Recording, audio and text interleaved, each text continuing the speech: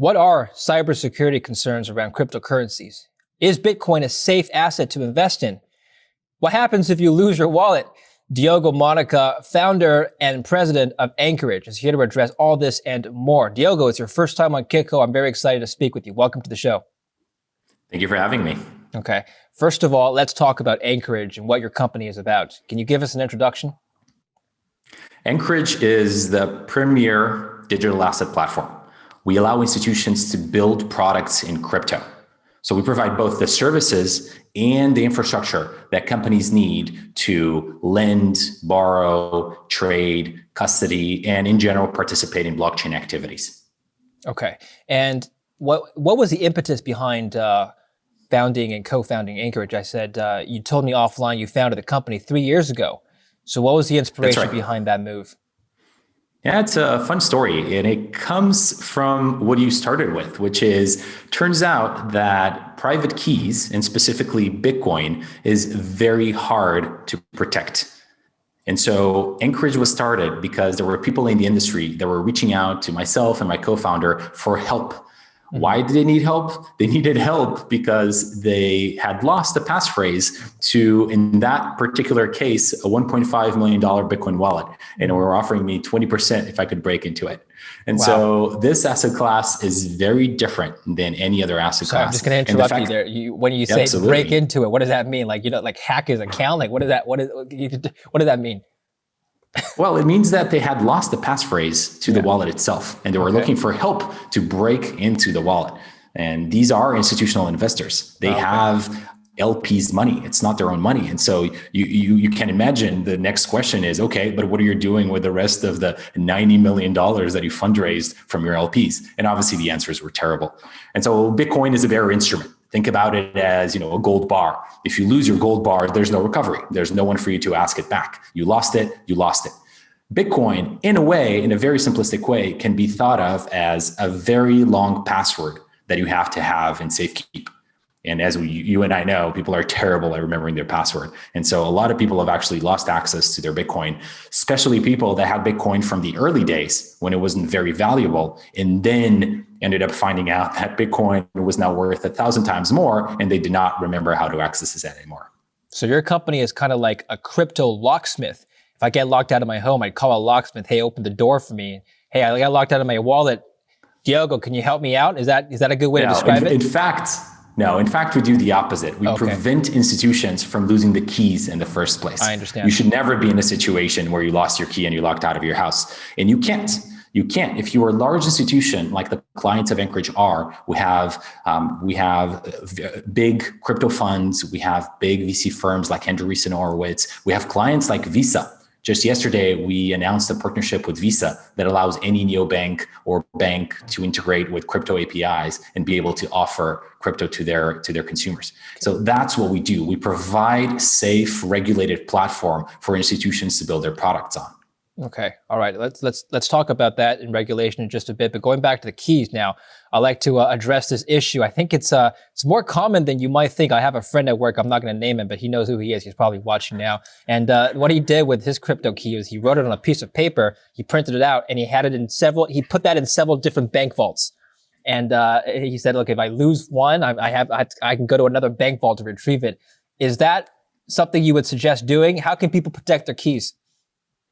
I think it is a combination of factors. One of them is have a hardware wallet. There are hardware wallets that consumers can use to actually store their Bitcoin and do exactly that. Store a safety backup seed in paper, or better yet, in metal in a safe deposit box, either at a bank or at home. But as you can see, this is an individual solution.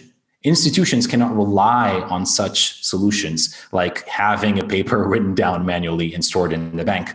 Especially because if anyone is able to read that paper, they're able to steal your cryptocurrencies. And so the mechanisms that you need to store $10,000 of Bitcoin are fundamentally different than what you need to store hundreds of millions or billions of dollars in Bitcoin. And that's why our technology is so special, because we have done something that has very high safety guarantees, but still is accessible for institutions to use on a day-to-day basis. Okay. So what happens if you don't remember your password, if you can't access it? Like, you hear stories all the time. Stephen Thomas made headlines. He was an early adopter, and he has an estimated $300 million worth in Bitcoin. He has 2 attempts left before he gets locked out. What's his next step? I think the good news for Stefan is the fact that he has hundreds of millions of dollars of Bitcoin. And therefore, people are willing to spend quite a bit of time trying to break into it. And so if he offered 10%, say 15%, maybe even 5% to security experts, I'm sure that somebody will be able to come up with a way of recovering the private key, either through side channel attacks or some bug in the hardware, and find the key for him. I think the problem are people that have a lot less than that. And therefore, it is not worth it for somebody to spend endless hours trying to break into the wallet itself. But he should have protected that differently from the beginning, right? Absolutely. I think he should have had backup for the PIN that he had for the hardware wallet. And this is a very common mistake that people do, not using password managers. And again, remember that this is the same type of issue that you have on your online social media accounts for consumers, except that on online social media accounts, you can usually recover your passphrase by using your email. And institutions can't obviously have that level of safety. And individuals, if they don't have that backup, usually they're lost. I think this is another concern that Bitcoin investors or skeptics of investing in Bitcoin have, is that somebody could just hack my computer, my phone, or whatnot, and access my password and then steal my Bitcoin. How likely is that to happen, and is that a legitimate concern? It is a legitimate concern, and it is exactly because of that there are specialized companies like Anchorage that allow you to safekeep your assets and buy and sell through the safety of the custodian and through the safety of the platform, because this is a real issue.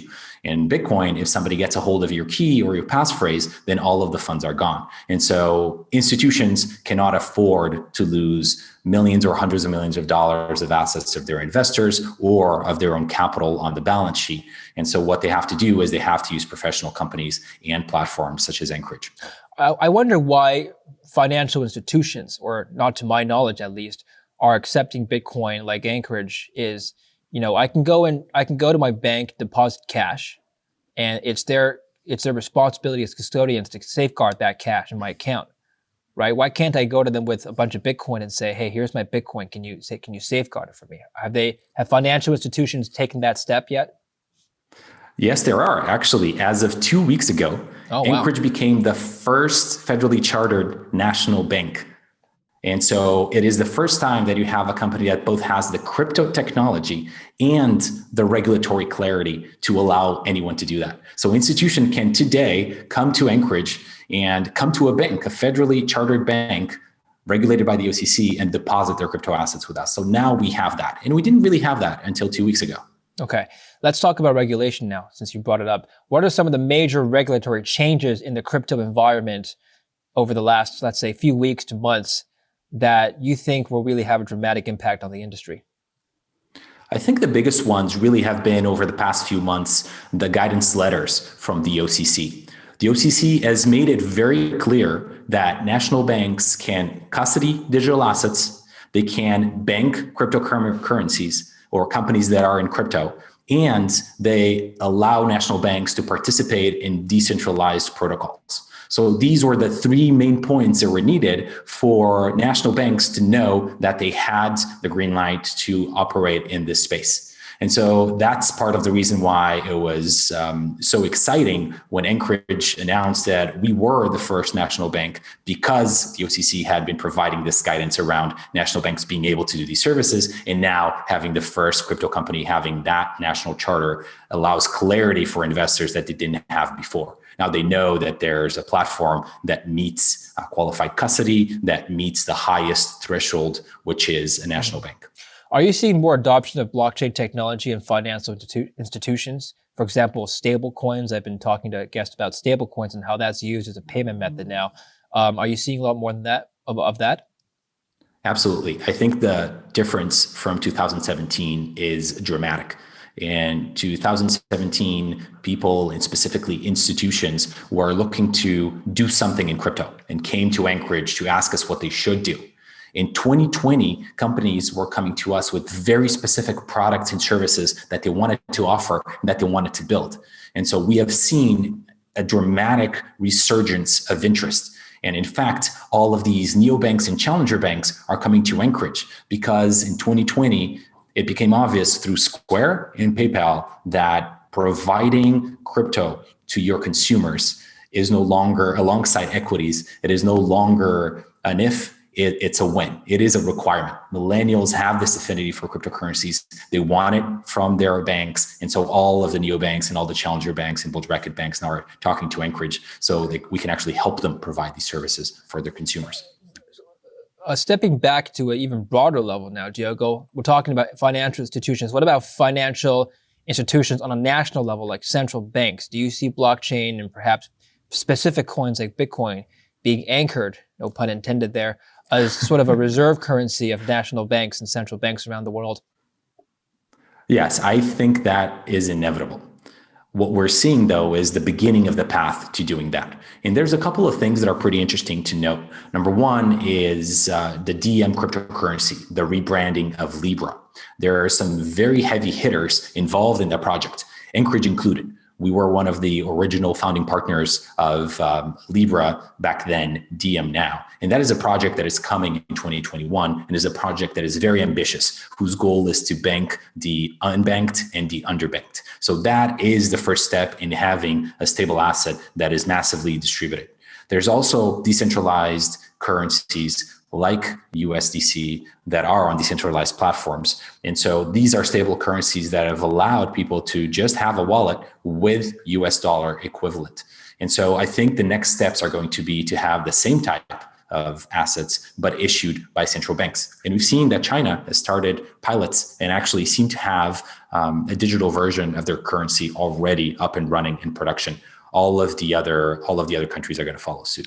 There are still several established financial and government officials who oppose that idea. Janet Yellen, for example, who was previous Fed chair and now US Treasury Secretary, she is very vocal about her concerns about Bitcoin as being a reserve currency. In fact, she has stated that because of cybersecurity risks, because of its volatility, it's inherently unstable as a source of wealth, storage of value, and therefore should be rejected as a reserve currency in any form.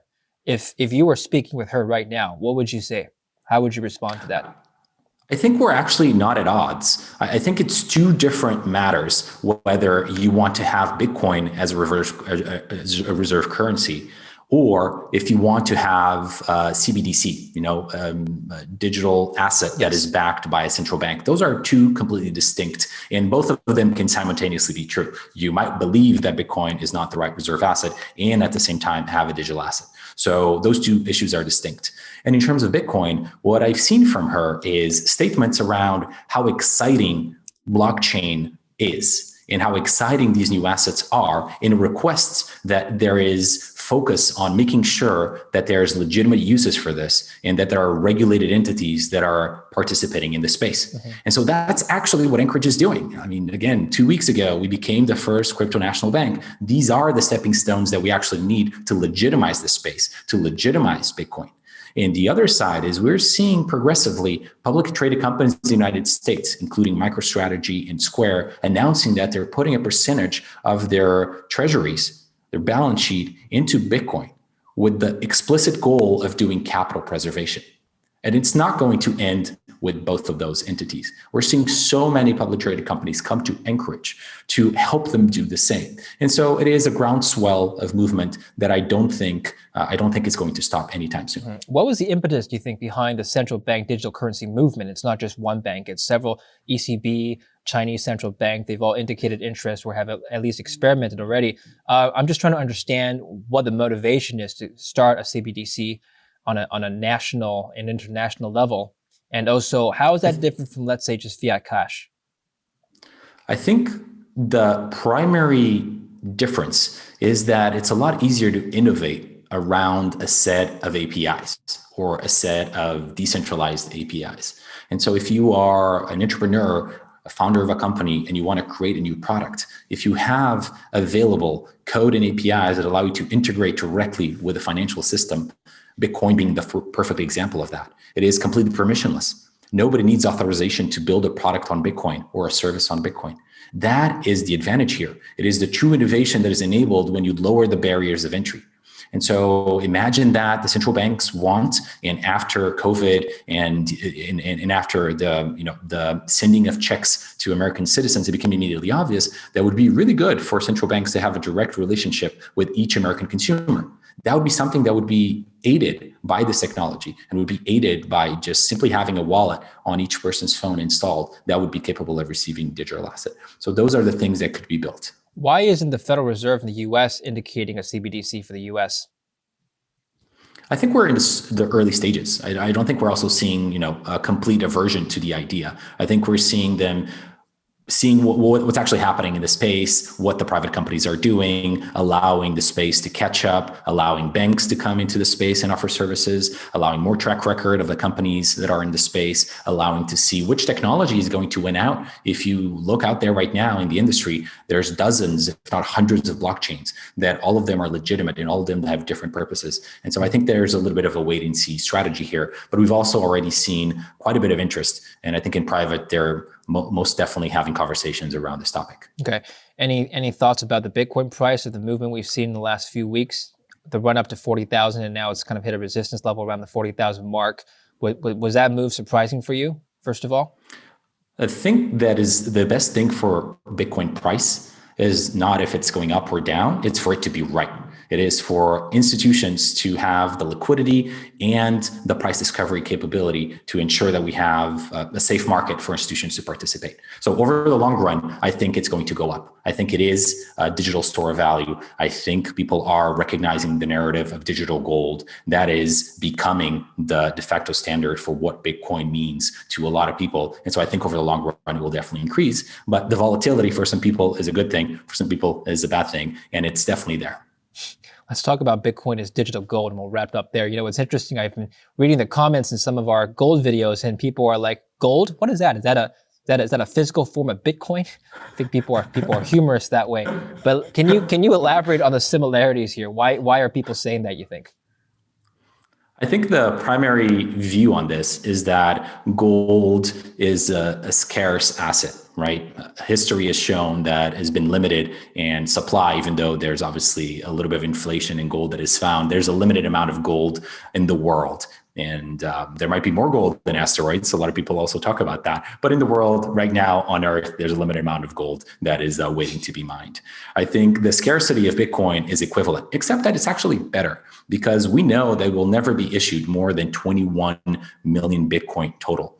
And so if you believe in deflationary asset that only increases in value because of its inherent scarcity, and if you believe in this narrative that that asset has properties of storage of value, and you recognize that Bitcoin is a digital asset, and therefore you can move $100 million and you don't actually have to carry $100 million worth of bars of gold, then all of a sudden you start recognizing that if it does have the deflationary aspect and it's actually better for transfer, it's better for lots of other purposes, then all of a sudden you realize that, oh, wow, it might actually be a better gold. And so that's part of the reason why people are excited, because it has better properties than what gold does and has one of the inherent properties of gold, which is the deflationary asset. And finally, how would you respond to the argument that, well, gold has some industrial properties as well, whereas Bitcoin has no utility besides just speculation? How would you respond to that?